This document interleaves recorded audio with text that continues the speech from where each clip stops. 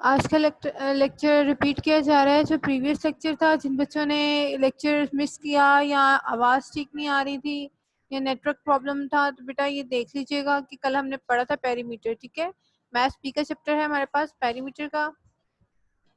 सबसे पहले हमने पढ़ा था पेरीमीटर की डेफिनेशन। पेरीमीटर की डेफिनेशन क्या है? अगर कहा जाता है डिफाइन पेरीमीटर, तो आपने इसको रिप्रेजेंट करना है the perimeter of a figure is the distance all around it. ठीक है, जब हम इनर पार्ट को मेजर करते हैं तो वो हमारा एरिया कहलाता है। ठीक है, जब हम आउटर पार्ट को करते हैं तो वो हमारा पेरीमीटर होता है। ठीक है, यानी कि उसके डिस्टेंस जो है फिगर का, यहाँ पे उसने रिप्रेजेंट किया हुआ है इस बात को कि figure is the distance all around it, कि उसके किस चीज के अराउंड हम उसको मेजर कर सकते हैं।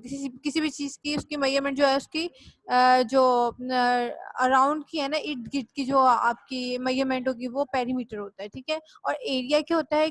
फुल आपकी जो जैसे आपके पास एक ट्राइंगल या ये ट्राइंगल या ये रेक्टेंगल आपके पास दिया हो या फिर आपके पास स्क्वायर हो, तो इसकी पूरे की जो एरिया की मेजरमेंट है वो आपको एरिया कहलाती है, यानी कि पूरी स्पेस को जब आप मेजर करते हैं। ठीक है, ये आपने पेरीमीटर की डेफिनेशन लिखनी है। The perimeter of a figure is the distance all around it. बेटा यहाँ पे एस लिखा गया है, पेरीमीटर्स पेरीमीटर्स नहीं है, पेरीमीटर है। ठीक है ना, आपने यहाँ पे इसको कट कर देना है। ठीक है, उसके बाद आपका फर्स्ट फॉर्मूला था पेरीमीटर ऑफ रेक्टेंगल। यहाँ पे लिखा हुआ है for any rectangle. For any rectangle मतलब ये कि जब हम पेरीमीटर फाइंड करते हैं और यहाँ पे आप लिख सकते हैं पेरीमीटर ऑफ रेक्टेंगल, यानी कि किसी भी शेप का रेक्टेंगल शेप हो, ठीक है, उसको आपने लिख देना है ऐसे द पेरीमीटर ऑफ रेक्टेंगल और उसका फॉर्मूला अप्लाई कर देना है। बेटा Bisma Kashif, turn off your video camera. Bisma, Maliha Tariq, बेटा अगर यही काम करने हैं तो फिर आप ऐसे करें कि क्लास को लीव कर दें। अगर बार बार इंटरप्ट ही करना है आपने लेक्चर को। जी, पेरीमीटर ऑफ रेक्टेंगल, इसका फॉर्मूला क्या है? इक्वल आएगा 2 इंटू लेंथ प्लस ब्रेथ। जब हमारे पास कोई चीज ब्रैकेट में होती है, बेटा सबसे पहले आप अपना लेक्चर अच्छे तरीके से सुने, उसके बाद मैं आपसे क्वेश्चन करूंगी। ठीक है ना, कोई बच्चा भी आप हैंड रेस नहीं करेगा। आपके पास लेंथ गिवन होगी, ब्रेथ गिवन होगी। ठीक है, इस क्वेश्चन में पेरीमीटर ऑफ रेक्टेंगल में लेंथ और ब्रेथ आपको गिवन होगी। ठीक है, उसको आपका ब्रैकेट में आप उसको लिखेंगे, और जब हम किसी क्वेश्चन को सॉल्व करते हैं तो सबसे पहले हम ब्रैकेट को देखते हैं।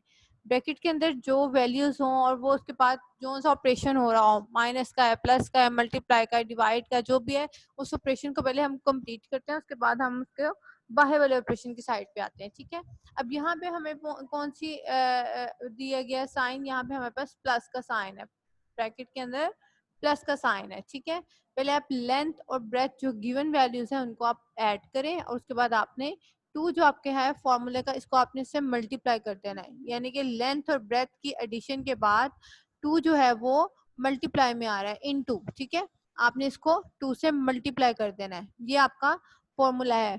कल एक बच्चे का पेपर आया हुआ था, उस बच्चे ने पेरीमीटर का चैप्टर अब स्टार्ट हो रहा है, उसने पेरीमीटर के जो है ये फॉर्मूलेस वो उसने एरिया में अप्लाई किए हुए थे। बेटे आप ध्यान से पेपर अटेम्प्ट करें, इस तरह नहीं करें। अगर आपने पेरीमीटर का लेक्चर लिया है तो इसका ये मतलब नहीं है कि आपका जो पेपर है वो पेरीमीटर पे है। ठीक है, वो एरिया और पेरीमीटर के जो फॉर्मूलेज हैं इनमें काफी डिफरेंस है, वो आप देखिएगा। मेरे ख्याल में उसने शायद काम किया है, होमवर्क किया, होमवर्क करते करते उसके माइंड में ये जो है फॉर्मूलाज वो शायद ऐड हो गए, जिसकी वजह से उसने एरिया में पेरीमीटर के फॉर्मूले अप्लाई करती हैं। ठीक है, अब आप ध्यान से पेपर अटेम्प्ट कीजिएगा। एरिया के फॉर्मूलाज और हैं, पेरीमीटर के चेंज हैं उससे। नेक्स्ट क्वेश्चन आपके पास, नेक्स्ट आपके पास जो फॉर्मूला है वो है पेरीमीटर ऑफ स्क्वायर। ठीक है, स्क्वायर के लिए कौन सा फॉर्मूला यूज होगा? Perimeter of square equal to 4 multiply by side, 4 multiply by S. ठीक है, ये 4 मल्टीप्लाई बाय एस जो है वो किसका फॉर्मूला है? वो पेरीमीटर ऑफ स्क्वायर का है, और बच्चों ने अप्लाई किया हुआ है एरिया ऑफ स्क्वायर पे। ठीक है, ये एरिया ऑफ स्क्वायर का नहीं है, ये पेरीमीटर ऑफ स्क्वायर का है। ठीक है, एरिया ऑफ स्क्वायर किसके इक्वल है? Side by side, S by S. ठीक है, या एल बाय एल। अच्छा जी, इसके क्वेश्चंस कल जो मैंने आपको करवाए थे वो ये थे, find the perimeter of square with side of length. उसने कहा है कि आपके पास एक स्क्वायर है, उसकी जो लेंथ है या उसकी साइड जो है, जो भी आप कंसीडर कर लें, वो 4 सेंटीमीटर है। अभी आपको एक बात बताई थी मैंने कि स्क्वायर की 4 साइड इक्वल होती हैं, इसलिए आपको सिंगल वैल्यू गिवन होती है, ठीक है। वो ये रिप्रेजेंट कर रही होती है कि हम इस स्क्वायर की बात करें, और जहाँ पे 2 वैल्यूज गिवन हो वहां पर हम क्या करते हैं, वो हमें अंडरस्टूड है, वो लेंथ और ब्रेथ को रिप्रेजेंट करिए तो वो रेक्टेंगल की बात हो रही है, ठीक है। और जहां पर आपके पास बेस या हाइट गिवन हो या 3 डिजिट्स वैल्यू गिवन हो, इट्स मीन कि वो आपका ट्राइंगल को रिप्रेजेंट करिए, क्योंकि ट्राइंगल में बेस हाइट को रिप्रेजेंट किया जाता है, थर्ड वैल्यू आपने फाइंड करनी होती है, और यहाँ पे तीनों साइड आपको गिवन होती हैं जिसको आपने ऐड करना होता है, जो आप पेरीमीटर में करते हो, ठीक है। अब ये क्वेश्चन देखिएगा काइंडली स्टूडेंट्स, आप गौर से सुने। जिन बच्चों ने हाथ खड़े किए हुए, डाउन योर हैंड्स प्लीज। पहले आप अपना लेक्चर ले लें, ठीक है। लेक्चर के बाद आपसे बात करती हूँ मैं। अच्छा जी, हमारे पास क्वेश्चन है 4 सेंटीमीटर। 4 सेंटीमीटर एस यानी कि साइड को रिप्रेजेंट कर रहा है, ठीक है। ये हम इसको कंसीडर करेंगे लेट मीन सपोज किया, फर्ज किया, ठीक है। या बार बार बच्चे एक क्वेश्चन करते हैं कि टीचर ये लिखना लाजमी है, तो जी बेटे ये लिखना लाजमी है, ठीक है। जब आप इसको लेट करेंगे, फर्ज करेंगे, तो आप इसको आगे सोल्व करेंगे ना, एस इक्वल टू 4 सेंटीमीटर। अगर आप इसको डायरेक्ट लिख लेते हैं तो वो आपको ये कैसे पता चलेगा कि हमारे पास ये एस की ही वैल्यू थी, ठीक है। ये लेंथ भी तो हो सकती है, ये ब्रेथ भी तो हो सकती है, ठीक है। ये बेस भी हो सकती है, ये हाइट भी हो सकती है, कुछ भी हम इसको, इसलिए हम इसको लेट करेंगे कि लेट का मतलब होता है फर्ज किया कि एस इक्वल है 4 सेंटीमीटर, ठीक है, जो वैल्यू गिवन है। फॉर्मूला अप्लाई करना है पेरीमीटर ऑफ स्क्वायर। अभी एक दो बच्चों के पेपर्स मैंने चेक किए, उन बच्चों ने वही काम किया जिस बात से मुझे डर था कि आपने ये ओनली 1 टाइम लिखा गया है, ठीक है। जब ये स्टेटमेंट अगर आप 3 टाइम्स नहीं लिखेंगे तो बेटा नंबर मैं आपके काट लूंगी। ये लास्ट में आपने 3 टाइम ही लिखना है, उन्होंने 1 टाइम लिखा और 4 टाइम करके पेपर देने की है, ठीक है। आपके पास फॉर्मूला क्या है, 4 मल्टीप्लाई बाय एस। अब ये 4 कौन सा है, ये 4 फॉर्मूले का है जो पेरीमीटर ऑफ स्क्वायर में गिवन था, ठीक है। ये 4 एज इट इज आ गया, इसके साथ कोई यूनिट अप्लाई नहीं होगा, ना मीटर ना सेंटीमीटर, ठीक है।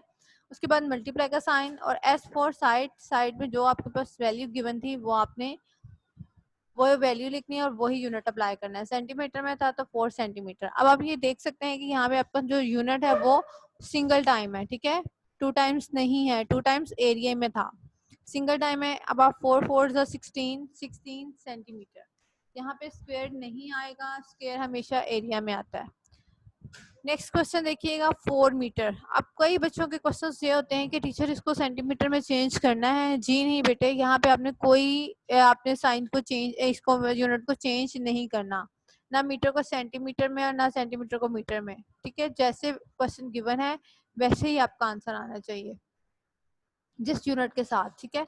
लेट किया एस इक्वल टू 14 मीटर, यहाँ पे आपके पास आ गया 14 मीटर, यहाँ था 4 मीटर, यहाँ पे 14 मीटर। फॉर्मूला अप्लाई करें, perimeter of square equal to 4 multiply by S, S for side, फॉर्मूले का 4 और ये 14 मीटर क्वेश्चन का, ठीक है।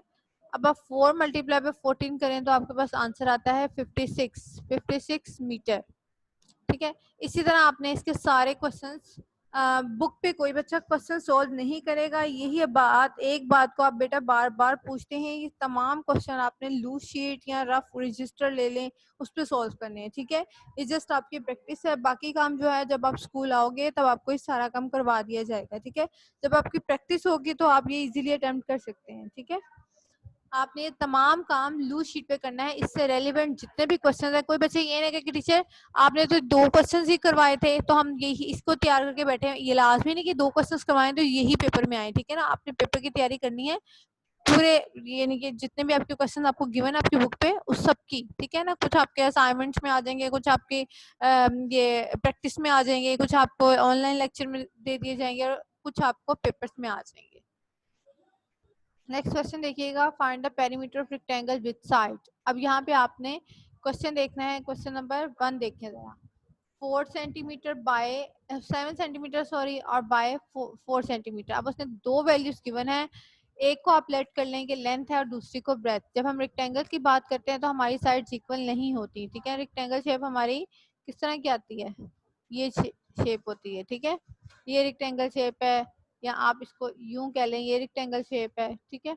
आप क्या करेंगे, आप एक को लेंथ और एक को ब्रेथ कंसीडर कर लें। फॉर्मूला अप्लाई करें, perimeter of rectangle equal to 2 into L plus B, L for length, B for breadth, ठीक है। 2 एज इट इज आ गया, एल की जगह 7 सेंटीमीटर और बी की जगह 4 सेंटीमीटर। 7 प्लस 4 11 होता है, बाय मिस्टेक यहाँ 12 लिखा गया बेटे, यहाँ पे आप करेक्शन कर लीजिएगा, 11 सेंटीमीटर। जब हम प्लस करते हैं तो यूनिट की वैल्यू, यूनिट सेम रहते हैं, ठीक है। जब मल्टीप्लाई करते हैं तो उनकी पावर्स को ऐड किया जाता है, अदरवाइज वो ऐड नहीं होते। तो सिंगल सेंटीमीटर आ जाएगा, 11 सेंटीमीटर, यहाँ पे करेक्शन कर लीजिएगा, यहाँ पे 11 आना है, ठीक है। 11 multiply by 2 equal to 22 centimetre. Next देखिएगा, नेक्स्ट में आपके क्वेश्चन है 6 सेंटीमीटर बाय 5 सेंटीमीटर, लेट किया length equal to 6 centimetre, breadth equal to 5 centimetre. Formula apply करें, perimeter of rectangle equal to 2 into L plus B. L किसको represent कर रहा है, लेंथ को, वो उसके पास हमारे पास गिवन वैल्यू है 6 सेंटीमीटर और बी की वैल्यू है 5 centimetre. 6 plus 5 equal to 11 centimetre. 2 into 11 22 centimetre, ठीक है। आपने फॉर्मूला अप्लाई करते जाना, इसकी वैल्यूज पुट करते जाना, इसको सॉल्व करते जाना। सबसे पहले आप ब्रैकेट को सॉल्व करेंगे, जो सा ऑपरेशन आपके पास चल रहा होगा, प्लस है, माइनस है, डिवीजन है, मल्टीप्लिकेशन है, उसको सॉल्व करने के बाद आप जो बाहर आपके पास वैल्यू होगी उससे आप मल्टीप्लाई कर दें, ठीक है। नेक्स्ट देखिएगा, कल इसमें बच्चों को काफी प्रॉब्लम थी, पूछ रहे थे पेरीमीटर ऑफ ट्राइंगल क्या है, या समझ नहीं आ रही। उसने आपको कहा था the perimeter of triangle is found by adding up the length of its 3 sides. उसने कहा था आपको एक डायग्राम लाइक गिवन है ये वाली, इसके नेम क्या है, इसके नेम है डी ई एफ। सबसे पहले हम इसके नेम्स को बताएंगे कि हमारे पास जो है perimeter of triangle D E F, इसके बाद इसकी मेजरमेंट देखें कि आपके पास जो वैल्यूज गिवन है 8 सेंटीमीटर एक साइड है, सेकंड साइड में 10 सेंटीमीटर और थर्ड साइड पे आपका 14 सेंटीमीटर है, ठीक है। यहाँ पे उसने खुद ही बता दिया है एडिंग अप, यानी कि इनको आप ऐड करें, जमा करें तीनों साइड्स को, तो आपके पास पेरीमीटर ऑफ ट्राइंगल आ जाता है। यहाँ पे आप इसको S1 plus S2 plus S3 से भी रिप्रेजेंट कर सकते हैं कि उससे पता चल जाए S4 side, side 1, side 2, side 3, ठीक है। अगर नहीं भी करना तो आप इसकी वैल्यूज को कैलकुलेट कर लें, इसको ऐड कर लें। 8 सेंटीमीटर गिवन था वो लिख दें, फिर 10 सेंटीमीटर गिवन था, ई एफ के सेंटर में 10 सेंटीमीटर था, और उसके बाद डी और एफ के सेंटर में 14 सेंटीमीटर था, ठीक है। 8 प्लस 10 18 प्लस 14 32 सेंटीमीटर आ गया, ठीक है बेटे।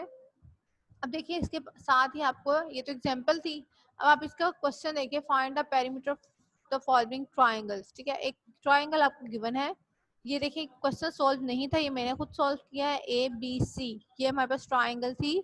ट्रायंगल कौन सी थी, ए बी और सी, ठीक है। इसकी वैल्यूज कौन कौन सी थी, 12 सेंटीमीटर ए बी के सेंटर में था, और ए सी के सेंटर में भी आपके पास 12 सेंटीमीटर था, बी सी के सेंटर में 16 सेंटीमीटर था, ठीक है।